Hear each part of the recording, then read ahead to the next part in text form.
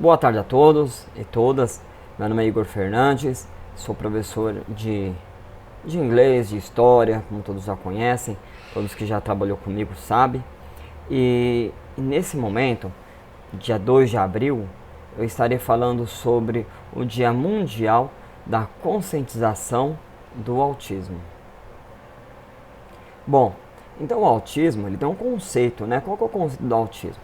O autismo, ele é uma síndrome de alterações presentes desde os 3 primeiros anos de idade e que se caracteriza sempre por desvios de, assim, na comunicação e na interação social e no seu uso da imaginação. E como todos sabem, as causas para essa síndrome, elas são, como se diz, assim, desconhecidas. E nessa situação, pessoal, gostaria de destacar para todos que temos que ter muita atenção sobre essa situação, porque atualmente, uma em cada 36 crianças que existem na escola ou no nosso dia a dia possui autismo, em diversos graus. Tem o grau leve, o grau mediano, né, o moderado e o severo, né? Então, nem todo mundo possui as mesmas características de autistas. Porém, deve ser feito uma intervenção nessa situação aí do autista. Como assim uma intervenção? Uma intervenção na questão do comportamento, da aprendizagem e também nos seus, assim, na estimulação da sua memória criativa, né?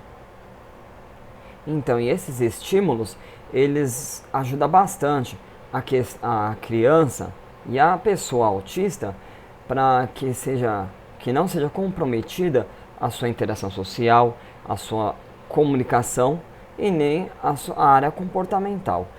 E geralmente, os autistas, assim, eles possuem, assim, o seu método de aprender.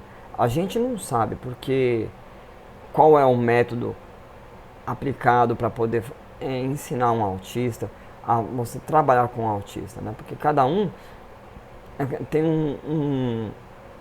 uma problemática diferente, né? E nesse momento gostaria até de destacar que eu tenho um filho de 11 anos, né? Que ele foi diagnosticado como autista. Ele possui, assim, a questão de comunicação. A comunicação dele é muito boa. A questão de aprendizagem dele está mediana, né? Agora a questão social, a questão de interação social dele é que está meio difícil, né? Ele quase não gosta de sair de casa.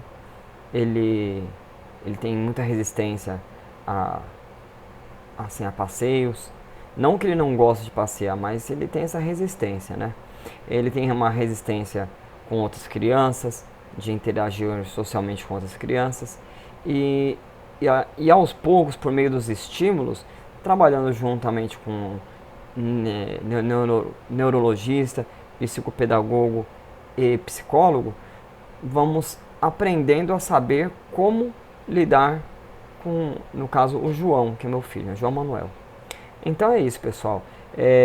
Então, aproveitando essa data, dia 2 de abril, dia da conscientização do autismo, mundial do autismo, eu gostaria de destacar algumas situações, como identificar, assim, que uma criança é autista, já que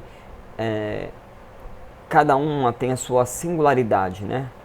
Então, alguns apresentam, assim, movimentos repetitivos, outros se mordem as roupas, puxam o cabelo, tem problemas com sono. Alguns, no caso, possuem distúrbios alimentares. Eu acho que no caso, eu estava conversando com algumas pessoas, eu acho que quase todos os autistas têm esse problema, né? Com a questão alimentar. Eles são muito seletivos na questão alimentícia deles, né? E nessa questão, fica difícil. Como que você vai alimentar se você não sabe o que ele gosta, certo, né? E às vezes ele nem gosta de coisas que faz bem para ele, né? E é um pouco difícil essa situação. Mas o mais complicado, que em alguma maioria dos casos, é a questão da dificuldade de comunicação com eles. Porque alguns eles possuem comunicação verbal ou não verbal, né? Enfim.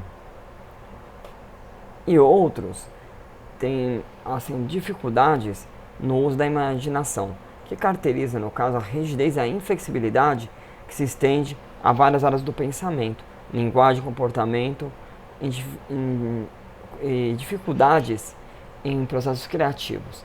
Então, o que eu quero dizer aqui, pessoal, que essas são as principais características: a questão da dificuldade da imaginação, socialização e comunicação. Bom, e na questão assim mais aprofundada, para a gente identificar um autista, a gente percebe o quê? Que os sintomas deles geralmente são, eles usam as pessoas como ferramentas, eles não se misturam com outras crianças, tem um apego assim não apropriado a objetos, no caso aquele hiperfoco. No caso do meu filho, ele gosta muito de coisa tecnológica, né?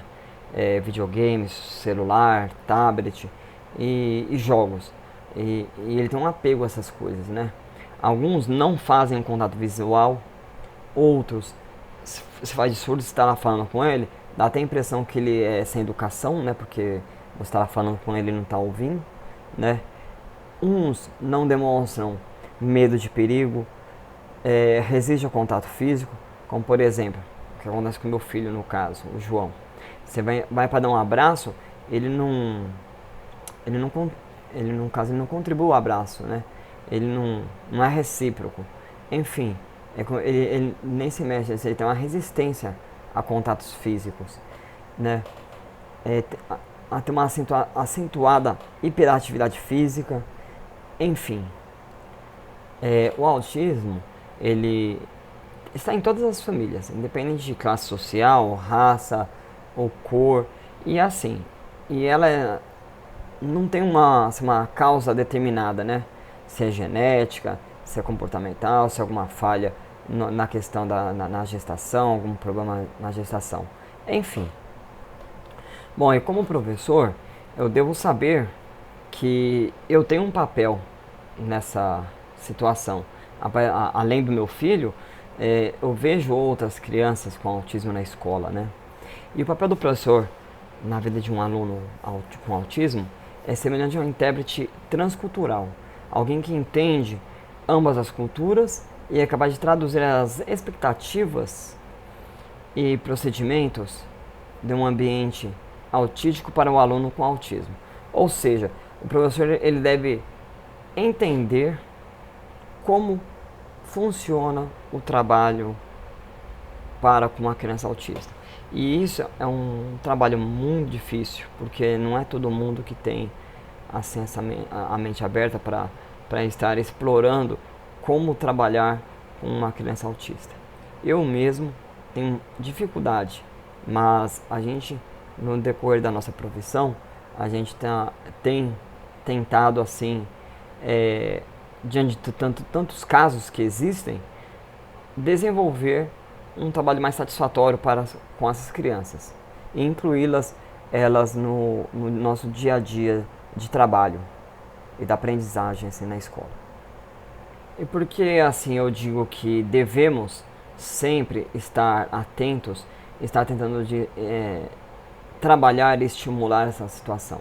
Porque para que não aconteça fracassos na vida de aprendizagem dessa criança com autismo, para que ela consiga ser um cidadão comum na nossa sociedade, que trabalhe, que se desenvolva, que obtenha família, que muitos conseguem atingir assim,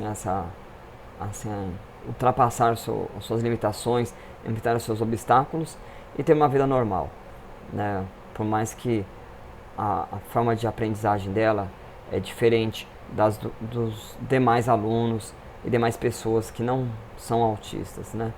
Porque o autista, ele sempre vai precisar de estímulo para naquelas três questões principais: a questão social, comunicação e criativa. Então, ele sempre tem que estar sendo estimulado para que ele se desenvolva e não fique assim atrasado nas questões da aprendizagem de coisas básicas no geral, né? Então, né, uma criança com autismo, para ele também se desenvolver plenamente, é necessário, além de todos esses estímulos, a pessoa possuir, já coloquei esse folhetinho que eu estou lendo aqui, de uma formação que eu participei, ele necessita de muito amor, carinho, união e, o mais importante, a criatividade. Então, pessoal, muita gente precisa sempre estar buscando o conhecimento. Tanto as famílias que possuem um autista na sua família, né? Quanto professores. Né? Eu sempre estou lendo alguma coisa sobre, né? Eu comprei esse livro aqui vocês estão vendo, o Cérebro Autista. Nesse livro fala bastante coisa assim específica sobre o sequenciamento do cérebro autista, como que funciona. É mais ou menos assim, um quebra-cabeça. Precisamos sempre estar montando uma coisa ou outra para poder chegar ao entendimento do como agir com o autista, né? Para saber como que ele pensa, como que funciona o cérebro dele, né? Não que o cérebro dele não funcione, porque existem muitos autistas que têm um QI elevado, mas só que eles têm suas formas específicas de aprendizado. Bom, então eu acho que eu já falei um pouquinho bastante sobre essa questão e eu gostaria de agradecer a todos pela atenção que tiveram comigo aqui nesse momento, certo? Muito obrigado a todos, tenham uma ótima tarde de domingo. Até mais.